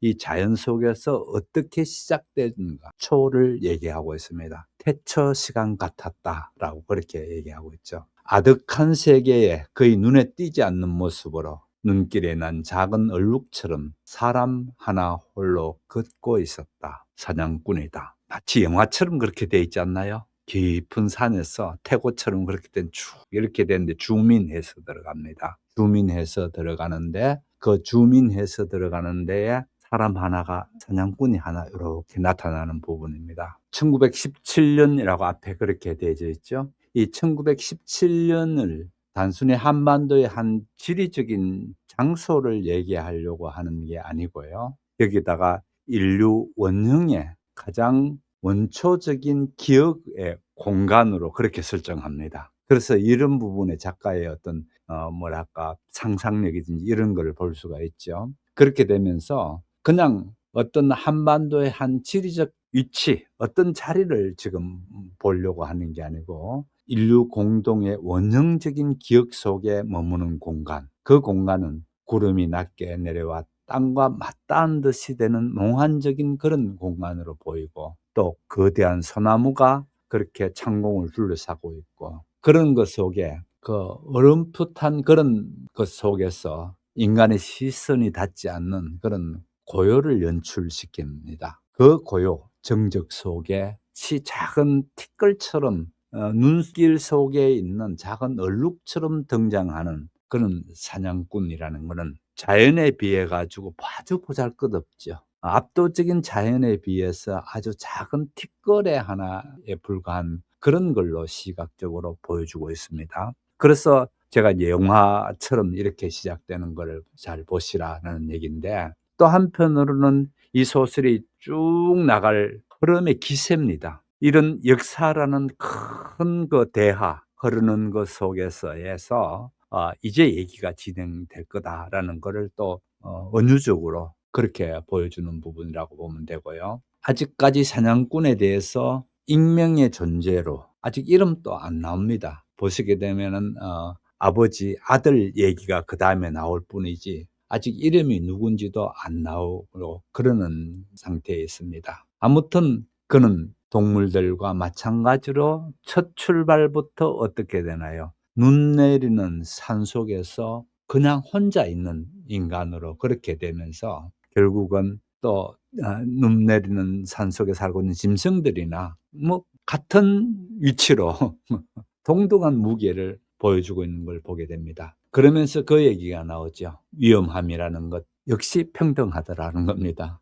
모든 생물을 평등하게 만든다는 실존적 인식이 바탕에 있다는 겁니다. 표범이나 또 표범을 잡으려고 하는 사람이나 둘 다 위험하기는 동일한 선상에서 이렇게 있더라는 겁니다. 결국 이는 인간이 자연을 지배하는 지배자가 아니라 또는 저쪽 짐승은 먹이 사슬에 있는 하류 쪽에 있는 한 순환고리의 일부인 것. 그렇게 되면서 여기에서 인간은 자연의 지배자가 아니라 먹이 사슬의 한 고리이자 순환을 가져가는 에너지 일부임을 시사하는 동양적 반영이다. 이렇게 얘기를 합니다. 그래서 여기에서 보면 동양적 반영이다라는 게 또 한국적인 반영이다. 이렇게 할 수도 있겠습니다만은 상당히 첫 출발부터 뭔가를 칼날을 확실히 보여줍니다. 뭐 깨재재한 그런 얘기 할 게 아니고 이제 이런 얘기 하겠다는 겁니다. 그래서 쭉 이렇게 내보여주고 있는 부분입니다. 그러면서 이 남자의 얘기가 아들과의 대화 속에서 나옵니다. 남자는 아들께 이름은 아직 나오지 않으면서 남자는 이 얘기가 나옵니다. 평안도 호랑이로 불려졌고 그렇게 됩니다. 그런데 그 용맹한 조선의 그 명사수로 되어져 있던 이 사람이 1907년 이제 군대가 해산됨으로써 어병으로 산속에 숨어서 은둔해야 되는 그런 그 구식군인, 그냥 일본 군인에 비해서 구식군은 그러면서 국가를 수호하던 그 기술들이 이제 가족의 허기를 달리기 위해서 어떻든 자기 삶의 어떤 항반편으로서 사냥을 하고 있는 그런 사람으로 사냥꾼으로 나옵니다. 그래서 여기서 보면 평안도 호랑이라는 거는 북부인들이 갖게 되는 우리 민족의 저쪽 북쪽으로 가면은 갈수록 이 강인함, 어떤 사냥꾼적인 기계 이런 것들이 많죠. 그래서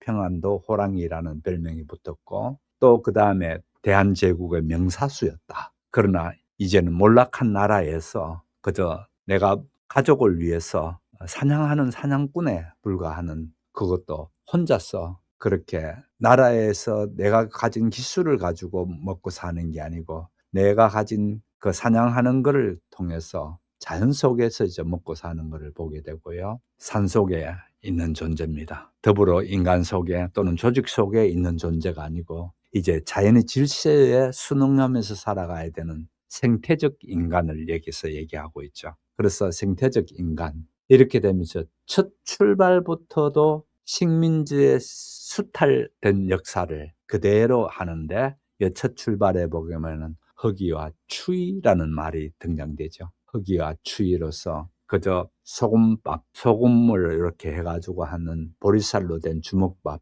이거를 이미 다 먹어 치운 지가 오래됐고 극한의 빈곤 속에 있는 것을 보게 되죠. 이 추위에 떨고 산속에서 이렇게 밤을 견뎌야 되는 이 사람에게 아주 보잘것없는 힘없는 인간을 그렇게 보여주고 있습니다. 그런데 이 남자는 이제 소년이었을 때에 아버지도 역시 평양 군수 밑에 소속된 병사로 있었고 그런 아버지가 사슴, 산토끼, 꿩, 여우 같은 고만고만한 사냥감을 사냥해 왔던 얘기라든지 그러면서 마침내 아버지가 한 번은 호랑이를 한 마리 죽인 적이 있었다. 그러면서 호랑이 잡아온 얘기를 혼자서 생각 가운데에 얘기를 하고 있습니다. 그러면서 아버지하고 대화가 이어지고 있죠. 아버지가 얘기가 호랑이를 먼저 쏘지 마라. 죽이지 말라. 호랑이가 너를 공격해서 그럴 경우를 제외하고는 무조건 호랑이를 죽이면 안 된다. 쏘지 말라는 거죠.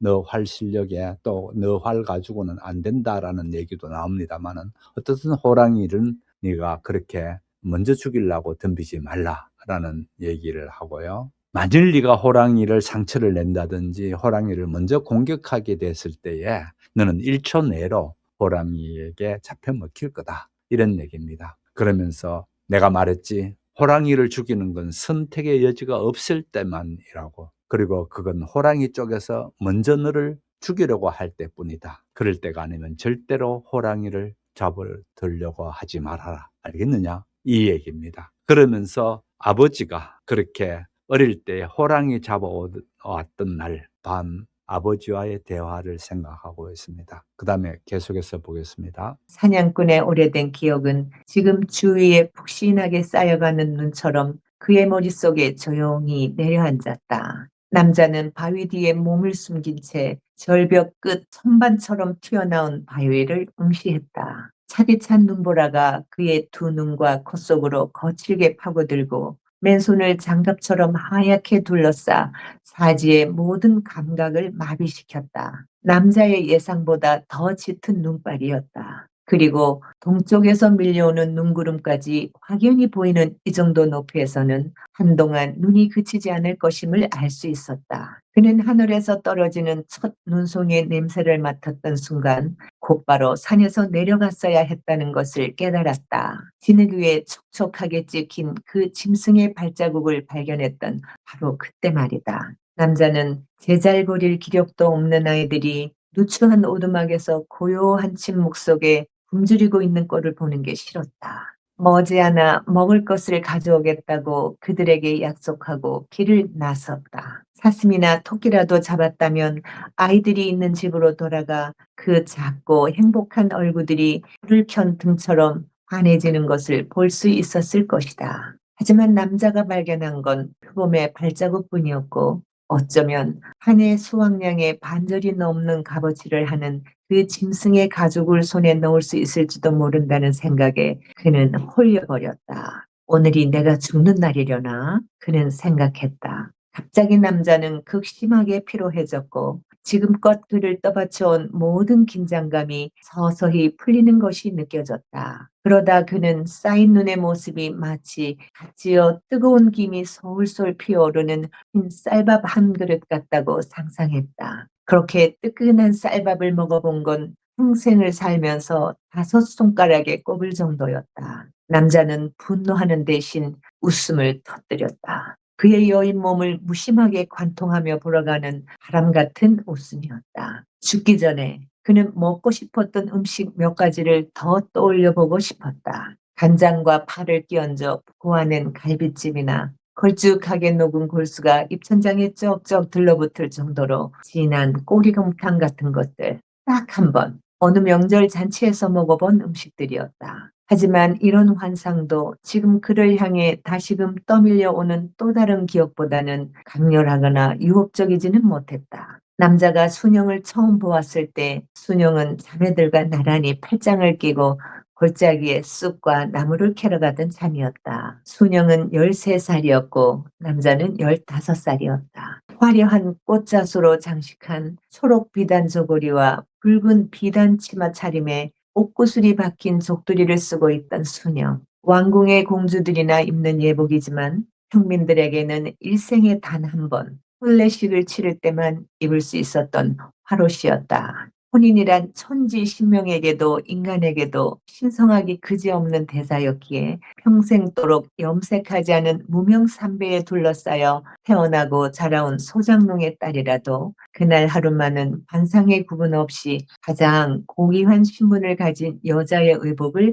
입어보도록 허락되었다. 남자 또한 조정에 드나드는 백관들이 입는 관복을 입었다. 커다란 허리띠가 달린 푸른 달령을 거치고 머리에는 검은 말총으로 만든 사모를 썼다. 마을 사람들은 큰 소리로 짓궂게 놀려댔다. 새신랑이 섹시한 때 홀딱반에 눈을 떼지 못하네. 보아하니 오늘 밤에는 한숨도 잘 생각이 없어 보이는구만. 순영은 발걸음을 옮길 때조차 그 예쁜 눈을 줄곧 내리깐 채 땅바닥만 바라보았다. 시중을 두는 아주머니 둘이 양쪽에서 순영의 팔을 잡고서 순영이 묵직한 홀레복 아래 천천히 발을 끌면서 나아갈 수 있도록 도와주었다. 순영과 남자는 제단을 사이에 두고 서로를 마주하고 차례대로 맑은 술 한 잔씩을 권하고 상대방이 권하는 술잔을 받아 마심으로써 영원히 서로에게 속하는 부부의 연을 맺었다. 밤이 되어 단둘이 신방에 남겨지자 남자는 여러 겹의 비단옷으로 켜켜이 포개어진 공주의 홀레복을 한꺼풀씩 조심스럽게 벗겨 나갔다. 이 마을의 모든 새 신부가 대를 이어가며 빌려 입은 옷이었다. 평소에 명랑하고 활기찬 모습과 달리 순영은 퍽 수줍어했고 남자 또한 몹시 떨리고 두려웠다. 하지만 남자가 촛불을 불어 끈 뒤 순영의 부드러운 어깨를 어루만지며 달빛이 쏟아지는 그 피부에 입을 맞추자 순영은 양다리를 들어 남자의 허리를 감고 자신의 엉덩이를 높이 들었다. 순영 역시 자신을 원하고 욕망한다는 것이 남자로서는 놀랍고 고마울 뿐이었다. 순영과 한몸이 되는 기쁨은 상상도 할 수 없을 만큼 컸다. 그것은 남자가 그때까지 알고 있던 가장 강렬한 행복감, 산꼭대기에 올라가 펼쳐진 경치를 볼 때의 감정과는 정반대의 느낌이었다. 산의 정상에서 느끼던 것이 까마득한 높이와 차가운 공기, 고요한 고독감이 준 절정이라면 이것은 아주 깊고 따스하고 하나가 되는 결합에서 맛볼 수 있는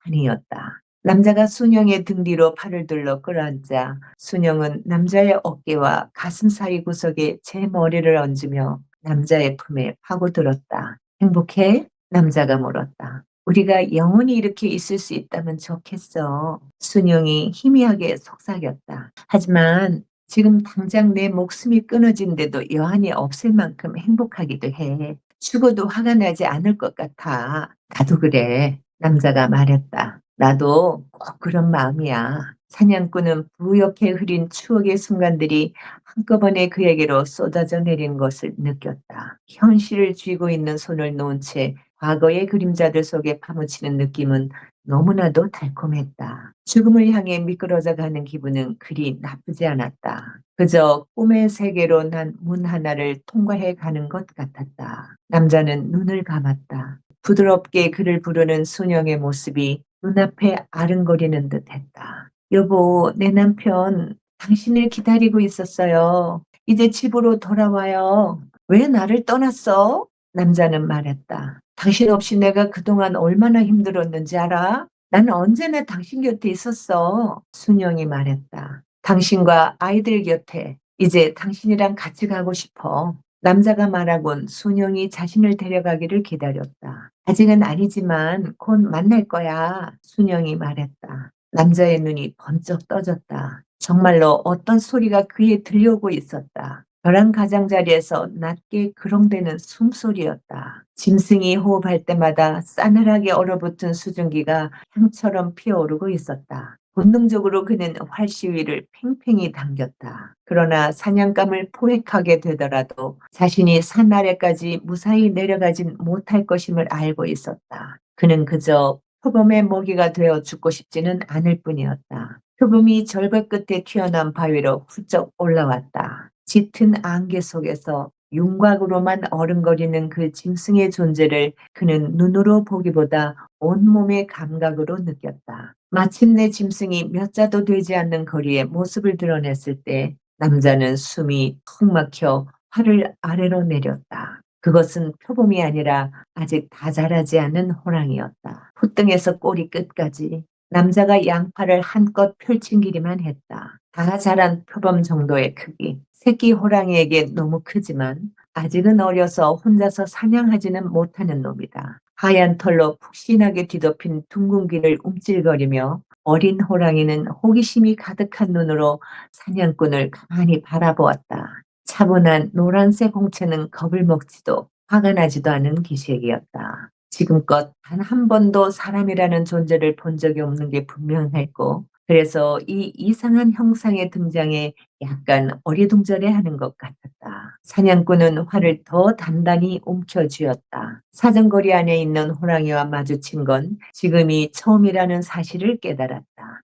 일본인들이 한국의 모든 언덕과 골짜기를 사차치 뒤져가며 닥치는 대로 포획한 탓에 그 많던 호랑이들은 가장 깊숙하고 험한 산속으로 떠밀리듯 숨어들었다. 호랑이의 값어치는 훌쩍 뛰어올라 가죽, 뼈, 심지어 고기까지 인기 상품이 되었다. 본래 고기를 취하기에 포획되는 짐승이 아니건만 이제 한국의 호랑이 고기는 부유한 일본인들의 식탁에 오르는 고급 진미가 되어 있었다. 일본인들은 호랑이의 살점을 먹으면 그 용맹함과 정력까지 섭취할 수 있다고 믿었고, 온갖 견장과 훈장을 단 관료들과 유럽식 드러스를 입은 상류층 여성들이 모여 앉아 호랑이의 각종 부위로 구성된 특별 코스 요리를 맛보는 연회를 마련하곤 했다. 이 호랑이를 죽이면 최소 3년은 넉넉히 먹을 음식을 마련할 수 있을 터였다. 어쩌면 땅 한 떼기까지 살 수도 있을지 모른다. 그의 아이들은 안전하게 지내게 될 것이다. 그러나 거친 바람이 그의 귓가에서 아우청을 쳤고 남자는 활과 화살을 아래로 내렸다. 호랑이가 널 먼저 죽이려 들지 않는 한 절대로 호랑이를 죽이지 말아라. 그가 몸을 일으켜 세우자 어린 호랑이는 마을의 강아지처럼 겁먹은 듯 뒷걸음질 쳤다. 짐승의 안개 속으로 완전히 사라지기도 전에 사냥꾼 역시 뒤돌아서서 점점 굵어지는 눈발을 뚫고 발걸음을 뗐다. 고작 한두 시간 만에 눈은 그의 종아리 반절까지 푹푹 잠길 만큼 쌓여 있었다. 지금껏 남자의 움직임을 한결 가볍게 해주었던 공복감이 이제는 발 한 걸음을 뗄 때마다 그를 땅바닥으로 무겁게 끌어내리는 듯했다. 잿빛 어스름이 폭설에 몸을 떠는 나무들 위로 천천히 내려앉고 있었다. 남자는 산신령을 향해 기도를 드리기 시작했다. 당신의 영물을 놓아주었으니 저도 무사히 내려갈 수 있게 해주십시오. 눈보라는 저물녘에나 겨우 잦아들었다. 산 중턱에 이르렀을 때 남자의 다리가 꺾였다. 그는 한 마리 짐승처럼 네 발로 선 채 잠시 버텼지만 곧 팔꿈치마저 힘이 완전히 빠져버리자 달빛 아래 하얗게 빛나는 고운 눈가루 속으로 파묻히듯 쓰러졌다. 그는 생각했다. 이왕 죽을 거라면 하늘을 바라보며 죽어야지. 남자는 마지막 힘을 쥐어짜 등을 대고 누웠다. 달이 부드러운 미소를 지으며 그를 내려다 보았다. 이 자연 속에서 가장 자비에 가까운 뭔가가 있다면 바로 그것이었다. 자, 이렇게 산속에 혼자서 있으면서 두고 온 가족들을 생각하고 있고요. 그렇게 따뜻한 집안의 가족들 얼굴들을 떠올리고 그러면서 굶주리고 추위에 떨고 이렇게 있는 상황에서 오늘이 내가 죽는 날이나 이런 얘기를 합니다. 그런 생각했다. 갑자기 남자는 극심하게 피로해졌고 지금껏 그를 떠받쳐온 모든 긴장감이 서서히 풀리는 것이었다. 그러면서 작가는 매우 독특하고 가슴 아픈 비유를 사용하는데 남자가 사인 눈을 보며 갓지어 뜨거운 김이 솔솔 오르는 흰 쌀밥 그릇을 생각하는 대목입니다. 배가 너무 고프니까 내리는 눈이 마치 갓지어 놓은 쌀밥에서 김이 솔솔 나는 것으로 그렇게 봅니다. 그래서 일제시대에 우리 민족이 당하게 된 공궁함, 그거를 그대로 보여주고 있습니다. 그러면서 한때의 명절날 잔치 때 갈비찜과 꼬리곰탕 맛을 불러내게 되죠. 걸쭉하게 녹은 골수가 입천장에 쩍쩍 들러붙는 세밀한 머사는 그가 겪고 있는 현재의 공궁함, 텅 빈 위장과 대비되고요. 이런 기억들은 그가 단순히 짐승을 추적하는 기계가 아니라 지금 뭐라고요? 가족의 생계를 위해서, 가족의 따뜻한 음식을 먹이기 위해서 이렇게 사냥을 하고 있는 평범한 인간을, 그러면서 죽기 전에 몇 가지 음식을 더 생각해 봅니다. 또 그 다음에 남자가 아내를 처음 만났을 때에, 그때의 생각을 합니다. 남자가 순영을 처음 보았을 때 순영은 잠에 들고 나란히 팔짱을 끼고 골짜기에 숲과 나무를 캐러 가던 참이었다. 순영은 13살이고 남자는 15이었다. 그때는 대부분 이때쯤 되면은 조혼하는 풍습이 있어서 결혼하게 되죠. 그래서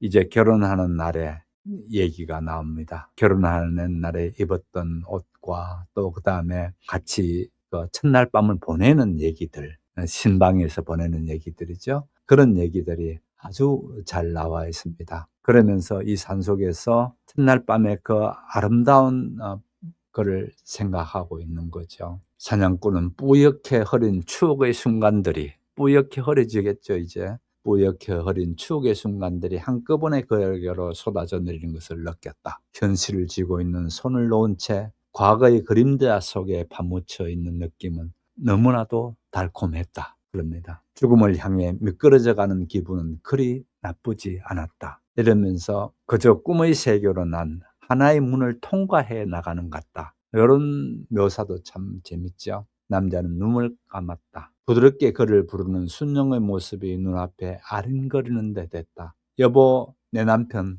당신을 기다리고 있어요. 이제 집으로 돌아와요. 이 이제 환상이죠 또. 왜 나를 떠났어? 뭐 이렇게 서로 얘기하는 부분들을 보게 됩니다. 아무튼 그렇게 하던 중에 표범이 한 마리 바위 위로 쑥 올라오게 된 걸 보게 됩니다. 그래서 화살을 당기면서 쏘려고 보니까 표범이 아니라 다 자라지 않는 그런 새끼 호랑이였다는 겁니다. 그래서 당연히 화살을 내리고 더 이상 쏘지 않고 그렇게 했는데, 새끼 호랑이도 이 아버지가 호랑이를 잡았다면 이 사냥꾼으로서는 호랑이를 이렇게 마주친 거는, 비록 새끼지만 마주친 거는 처음이다는 사실을 깨닫게 됩니다. 연구하면 일본인들이 벌써 이때부터 많은 호랑이들을 잡아가고 이제 이렇게 했거든요. 호랑이 모피를 잡기 위해서 그러는데, 말은 유해 짐승, 그런 거 무서운 짐승들을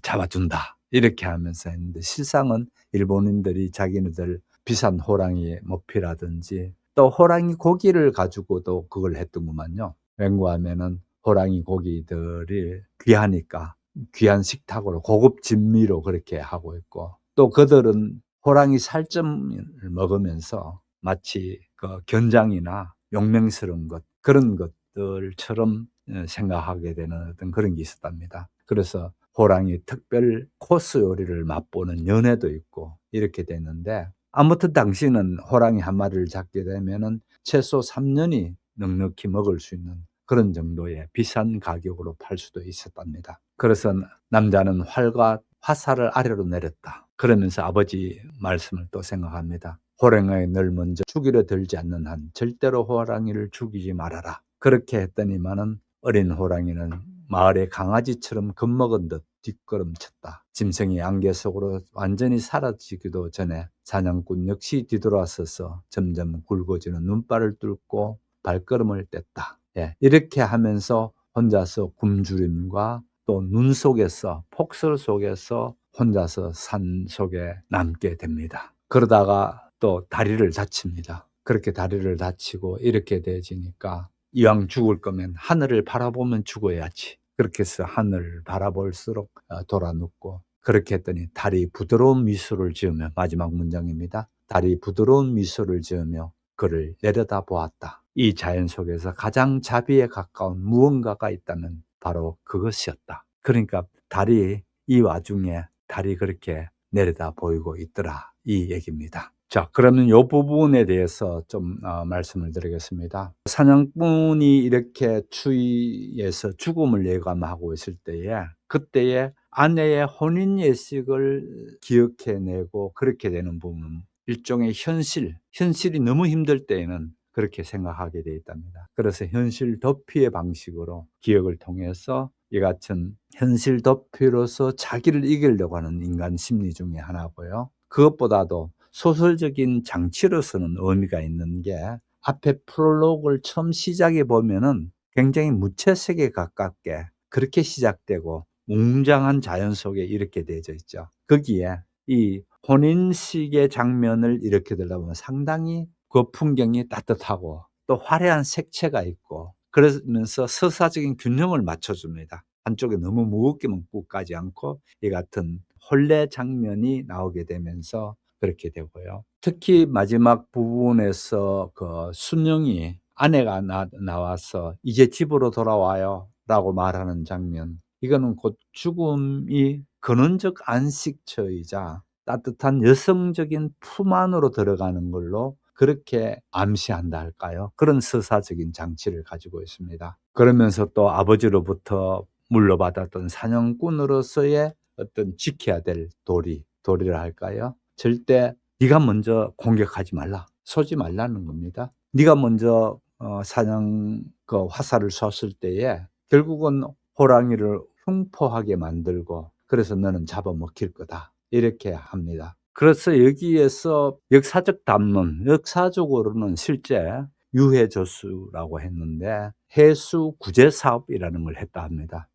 일제가 우리 여기 호랑이라든지 그런 거를 잡아가는 거를 해수 구제 사업, 조선인들을 안전하게 하기 위해서 잡아간다 했는데 사실은 그게 아니라고 아까 말씀드렸죠. 그런 것들을 결국은 이 해수 구제 사업을 통해서 일제는 일제 나름대로 그런 것도 챙기면서 또 한 가지는 중요한 게 우리 민족은 전통적으로 민담에서 호랑이가 상당히 중요한 정신적 지주에 있었거든요. 그래서 정신적으로 조선인들의 그런 거를 뭉개버릴 생각으로 그렇게 호랑이를 이제 잡아가려고 그렇게 된 거죠. 그래서 결국은 우리의 독립정신이라든지 이런 것들을 호랑이의 나라라는 어떤 길을 꺾어버릴 생각으로 우리의 야생성을 없애버리기 위한 방법으로 그렇게 호랑이를 사냥하고 그렇게 했죠. 그래서 오늘 이 프롤로그 속에서 나타난 호랑이, 이거는